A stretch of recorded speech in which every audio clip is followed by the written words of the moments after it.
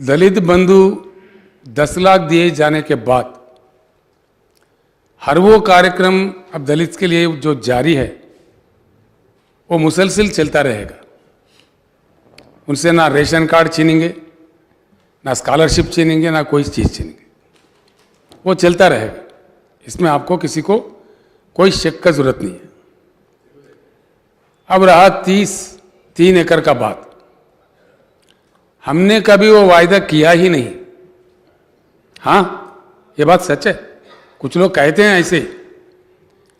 जब दलितों की तरक्की की बात हो रही थी, मैंने असेंबली में कहा है, आई एम ऑन रिकॉर्ड, हमने ये कहा अगर जमीन जिरायती दिया जाता है किसी भी शख्स को या किसी फैमिली को, चाहे दलित हो कोई भी हो, जो सो कॉल्ड लैंड असाइनमेंट है, गुज़िश्ता सरकारों ने जो असाइनमेंट किया है वो मोस्ट अनसाइंटिफिक है। अगर दिया भी जाता है सरकार की तरफ से, क्यों दिया जाता है? वो एक इकोनॉमिक यूनिट बने, उस फैमिली की तरक्की के लिए काम आए। लेकिन इस प्रकार का असाइनमेंट दिया गया, किसी को 2.5 एकड़ दिया, किसी को 1 दिया, किसी को आधा एकड़ दिया। लेकिन समझा जाता था ये, it was clearly understood by the studies that the minimum agriculture land should be 2.5 to 3 acres।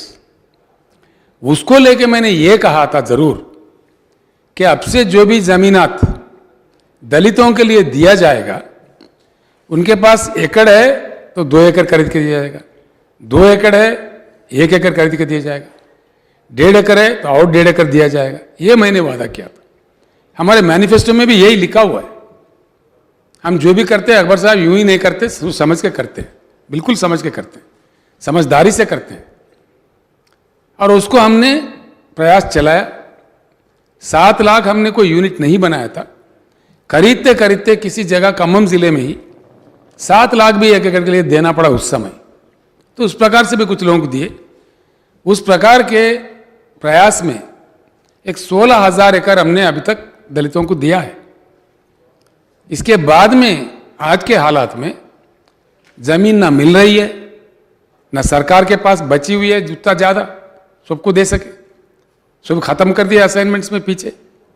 इससे पहले भी आपके आने से पहले भट्टी विक्रमार्का साहब बोल रहे थे कि असाइनमेंट कमिटीज नहीं बैठे। जमीन है तो असाइनमेंट कमिटी है, जमीन है ही नहीं। सरकार खुद अक्वायर कर रही है अपने जरूरियात के लिए, पब्लिक पर्पज के लिए। लाखों एकड़ अक्वायर करना पड़ रहा है सरकार को। तो ये जमीन के हालात है। और उनको 10 लाख का बेनिफिट मिलने के बाद जरूर आज जो चल रहे हैं, ऐसा नहीं है कि 10 लाख से ही उनका घर सोना हो जाएगा। एक रास्ता बनेगा उनका तरक्की का। चलते चलते फिर हम ही लोग बात करेंगे इसी हैवान में, डेफिनेटली रिव्यू करेंगे, उसके बाद हम निर्णय लेंगे उस प्रकार का।